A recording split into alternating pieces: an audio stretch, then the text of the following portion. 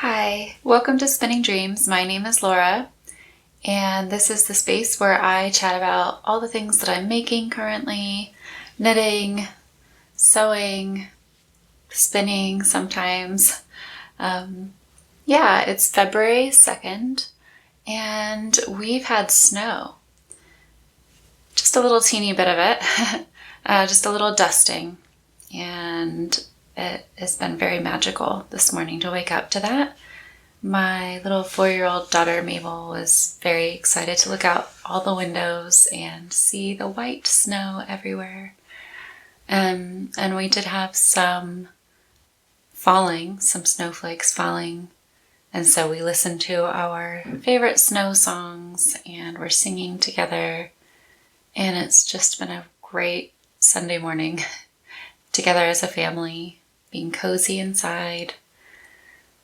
And it's also the midway point between the solstice, our winter solstice in the Northern Hemisphere, and the spring equinox. And so today kind of marks that point for us. So I've been thinking about that as well and just enjoying the season, really. And cuddling in my woolly shawl, which I'll talk about now. I'll tell you what I'm wearing. So this is a shawl I've been working on for a little while, and it's knit from Camaro's Snefnug. I don't know if you remember in a previous episode when I shared that I had gotten this from a local yarn shop and was so excited about this. This Snefnug, which means snow or snowflake, I believe, which is very apt for today, actually, for us, is baby alpaca, 55% baby alpaca. It's in, I think, Norwegian. I'm not sure. I don't know. No, maybe in Danish. 35% cotton, I think, and then 10% fine merino. And it's a cotton core fiber, core spun. So it has a cotton core, which then has, I think, the alpaca and the merino blown into the middle of it. So it's a lovely texture. It's light and airy and so soft. So this is actually my own design. I had so much fun working on this. It was so peaceful and delightful, the whole process for me. It was not a stressful design at all. It wasn't challenging. It was just so relaxing. So it's mostly garter, and it's got this motif worked all the way from the beginning here, and it just trails all the way through to the end here at the tip. You can see through there, yeah. So you can see that it's got this motif. Now that is worked through a series of slip stitches in the knitting, but then I also worked with some crochet to kind of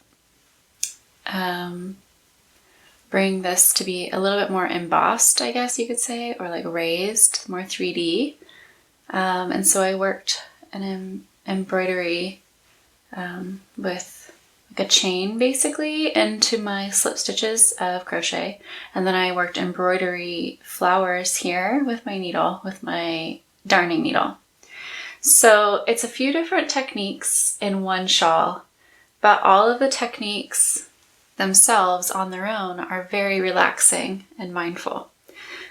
So while it feels like there's a lot going on with the 3 techniques, it was just enough to make me feel interested beyond garter, if that makes sense. So the whole shawl, you're working mostly garter, but then with a line of slip stitches that kind of branch off. So there's a branch here, and a branch here. So you cross some of the slip stitches to make them veer off from the main branch. And then at the very end, you have a little bit of a kind of a bobble here, 3 bubbles, and a little gap that's formed here they kind of look like leaves to me. And then I've got 3 more embroidered flowers here at the end, kind of like the end of the branch. So yeah, I am very happy with this design, and the outcome is just very nice, so soft and squishy. I haven't blocked it yet, so I think it's probably going to grow. It's been growing a bit just by me stretching it and wearing it, because I just couldn't resist. I really wanted to just start wearing it. So I will block it sometime when I'm not wearing it, probably this week before I go away on holiday. And then it will grow, and it'll be even like lighter and bouncier, I think, you know. Right now it's quite accordioned in, but I think it will expand a bit from my experience of garter shawls. So I'm not sure if I'm going to write this one down. I would love to in the future. I don't know when I'm going to. I guess maybe it's the idea. And I'm trying to remember. I did come up with a name for it, and I think it might be like Moon Glow or something. So I will keep you posted on that. But that's what I'm wearing. Very, very snuggly. It keeps me so warm, but not heavy at all. It's so lightweight. It's just and so soft. I do not feel any itch at all with this Camarose Snefnug. So I will definitely be working with this again. I have leftovers. I have many balls because I had originally thought that I would work a garment with this yarn, but then I just kept seeing it and thinking, this is going to make a really lovely shawl. So I just had a really hard time deciding between a garment and a shawl, but I had enough for both. Or for one or the other. So now I have enough for another accessory, I think. Or maybe kind of like another vest or something like that. That's like not with the full arms, you know, just like a popover kind of thing. So we'll see. But yeah, this is my shawl that I'm wearing. And then I don't have a lot else to show you except for my vest number 8 that I talked about last week, that I'm still working on almost like monogamously. I just finished this off this week as well. Just the last little motif here because I wanted to finish it before our trip. But otherwise, yeah, I just have my vest, which I'll show you. And that's being worked, and I'm going to show you this label because actually I didn't tell you last week the color, which I think is here. What is this color? Maybe it's not on here. Anyway, I can put it in the description. It's not here, I don't think. But it's just a beautiful, beautiful color. This white, kind of a heathered, yeah, I would say a heathered grayish white, with a little bit of a warm hue. And yeah, this is Gartner Organics, or Gartner Organic Priscelli. And like I said last time, it is from the UK, and I had always intended to get this yarn while I was living in the UK, but just never got around to it. And it is, we are going to be going to Wales, and it is finished in West Wales, and I'm just so excited to be working on this before we go, and then I'm guessing I'll be working on it when we're there, because I am not finished. But I'll show you my progress. So I've worked, let's see if I can do this. It's still attached to the ball, and it's in pieces a little bit, like kind of attached pieces. So I've finished the back. So, well, the top back, I should say. So this is the neckline, the back neckline up here. And then these are the shoulders here. This here is a shoulder, like a back of a shoulder and another shoulder. And this is kind of coming around to the front. So this is a front piece, and I'll kind of try to put this on for you so you can see what I mean. And then this is an armhole here. And this is, yeah, the other armhole over here. And this is where I've held my stitches on the back to come back to later and join in the round. So that is a fair bit of progress, actually. And let me just kind of show you. So I try and do this with my shawl on because I'm nice and cozy, but it's basically like this.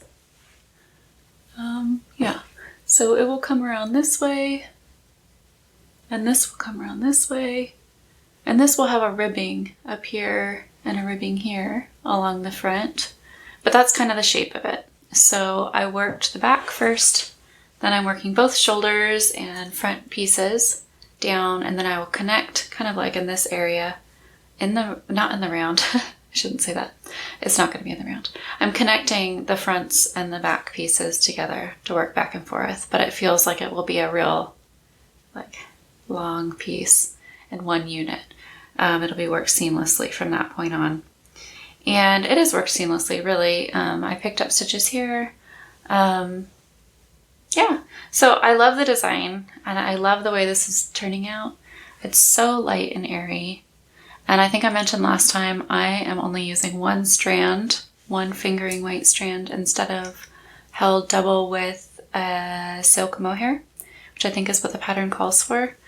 So I am taking a bit of a risk, but I just feel that it is fitting me. Like, I can just tell that it is going to fit me. It might be a little bit more fitted than the loose version that is called, what the oversized fit, but not very much. And I am knitting the size small, the second size, I believe, because I don't want it to be oversized in an ill-fitted way, if that makes sense. I want it to fit my measurements.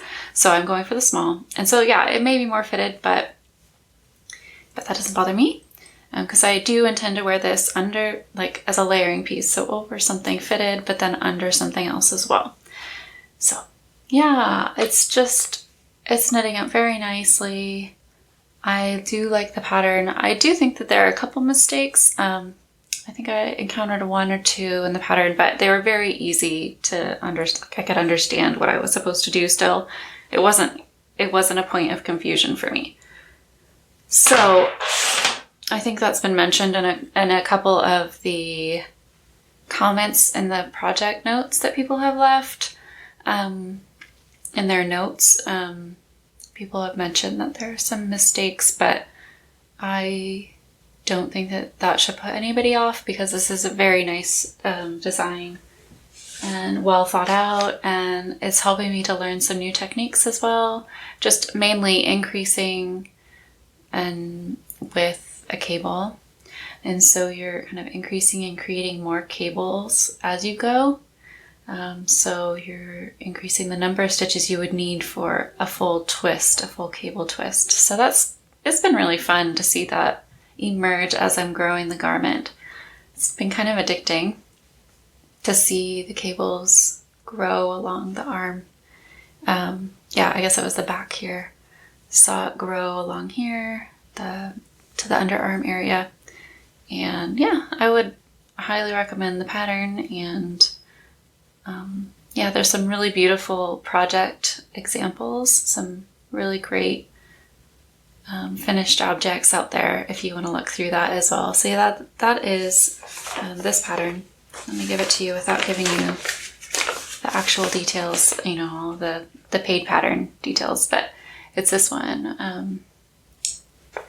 Yeah, so it's my favorite things knitwear. I think that's what it's called. Vest number 8. And yeah, I think of all there's so many vest options out there right now. That's quite a hot garment at the moment. And I really struggled to narrow it down, but I'm really glad that I chose this one. So I don't know if I'll finish it I think I need to finish it by Saturday.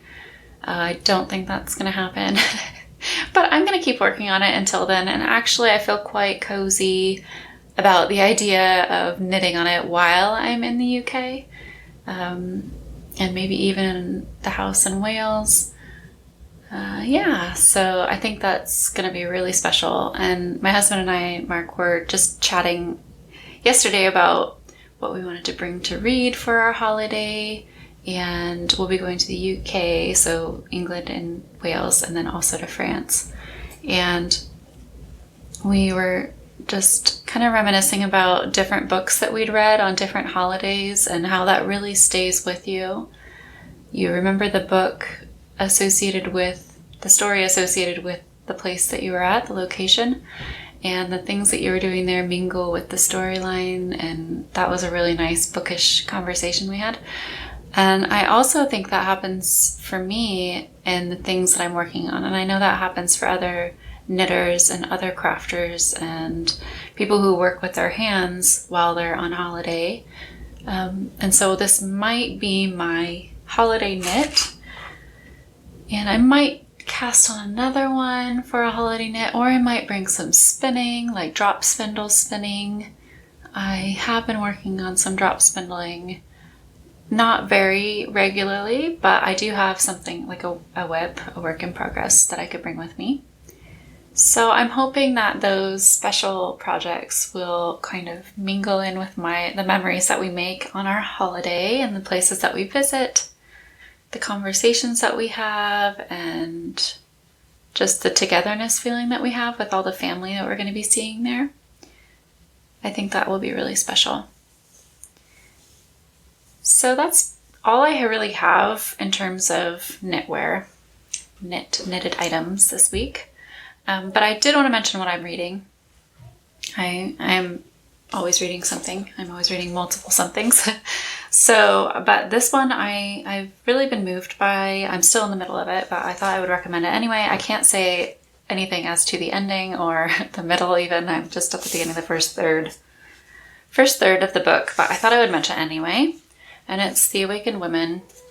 The Awakened Woman, A Guide for Remembering and Igniting Your Sacred Dreams by Dr. Tara Ray Trent. And she's just this fascinating woman who grew up in Zimbabwe. And for those of you who have known me in other contexts know that I've also lived in East Africa. I've lived in Tanzania for quite a while. And so her descriptions of living as a child in Zimbabwe are just bringing back some really lovely memories for me of the landscape and the culture, and it's helping me to kind of integrate some of my experiences there, and I really love hearing her stories. Some of her stories are very hard. I will give you that kind of caution as you go into this book, if you do decide to read it, that she's had a life of challenge, but also has overcome it with some really, some depth of character and some real moments of strength. So that's why I think this is such a great read. So yeah, I can't wait to finish it. And yeah, I would recommend it as far as I can tell so far. I would say it's a very interesting and inspiring read. And today I'm going to be, after this, going to be going to a yoga workshop for a couple of hours, and I'm pretty excited about that. I think it's going to be kind of a focused on form and kind of the basics of yoga, so it's kind of a refresher for me, which I need. And we'll be really happy to be going there with a teacher that I really love and admire. So that will be so nice. And after that, it's just relaxing. So I hope that you have a very magical day, that your knitting or your other crafting is giving you lots of peace and comfort. And whether you're in the northern hemisphere experiencing snow or in the southern hemisphere experiencing heat, I wish you a very happy day, and we'll see you next time. Thanks for watching. Bye.